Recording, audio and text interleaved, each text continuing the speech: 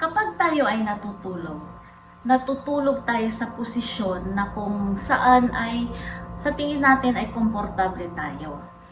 Merong mga taong natutulog on their left side, meron on their right side, merong sleeps on their stomach or sleep on their back. So, yung mga pagtulog natin na yan ay may indications. Merong health indications doon sa ating mga body organs. Ano ba ang affected na mga organs natin or ano ang effect nito, yung magandang dala-dala nito sa ating health, paano ito nakakaapekto sa ating kalusugan, at paano itong hindi maganda sa ating katawan. So, yan ang pag-uusapan natin ngayon. Kung gusto nyong malaman kung tama ba ang posisyon, kung saan nyo nakagawi ang matulog na posisyon, ano ang mga indications nun, ay iniimbitahan ko kayong patuloy na makinig sa video ko na to. Sino sa inyo ang nakahiligan or nakasanayang matulog sa inyong stomach? Meaning nakadapa. So, ano ang inyong nararamdaman? Yung mga taong natutulog ng nakadapa ay nakakaranas ng shortness of breathing. So, nahihirapan sa paghinga dahil, di ba, yung buong katawan natin, yung bigat ng ating katawan, ng ating back, ay naka-rest sa ating lungs. Nadadaganan yung ating lungs ng bigat ng ating buong katawan, kung kaya nahihirapan tayong huminga. Therefore, ang matulog or sleeping on your stomach is unhealthy. Now, sleeping on your left side. Sino ang natutulog ng nakakaliwa? Ako, natutulog ako ng left side ang aking pagtulog, ang aking posisyon. Kasi yun yung nakasanayan ko since nung baby pa ako. Ganun akong matulog, kaya ang aking ulo dito ay lipid on the left. So, akala ko, yun ay tama dahil pointed to the left ang ating heart, di ba? Nakaganon. Pero mali pala yun. Bakit?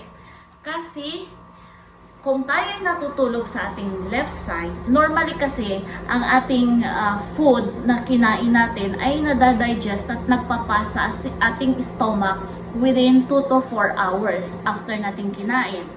So kung tayo ay matutulog, dinner halimbawa, dinner. Kung tayo ay matutulog on our left side, it will take 5 to 8 hours bago ma-digest ang food na bago mag-pass, ang food natin na kinain, bago ma-digest. Bakit? Kasi yung ating right lung, which is larger than your left lung, ay dinadaganan ang ating heart at ang ating liver, ang ating atay. So, ang ating liver, di ba, is the largest organ natin.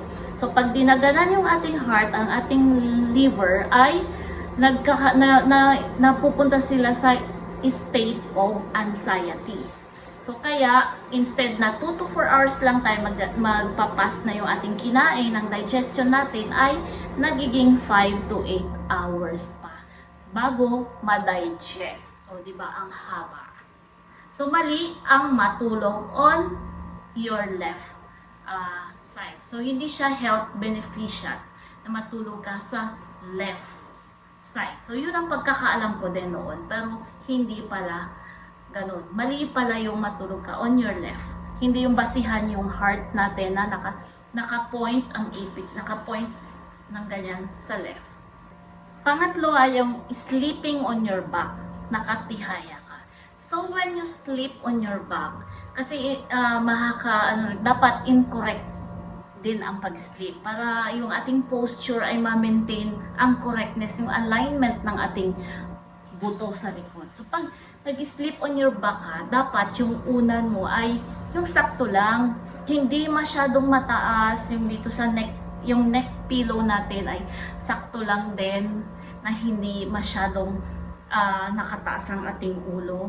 And then, kailangan yung ating knees, yung under our knees, sa ilalim ng ating tuhod, ay lalagyan din natin ng pillow, ng una na support. O, tama ako doon, ganun ako. Kasi mostly ngayon, dahil sa braso ko, I sleep on my back. para hindi masakit. So, ang unan ko lang, ganyan lang kanipis, yung una na, yung uso ngayon na unan. Hindi ko alam kung anong tawag, magic pillow. And usually talaga, meron ako sa aking ilalim ng aking tuhod. So, ang purpose nun ay para ma-support ang ating knees at para hindi ma-press ang ating back. Maiwasan yung pressure dito sa ating back para hindi magsakit yung ating mga likod.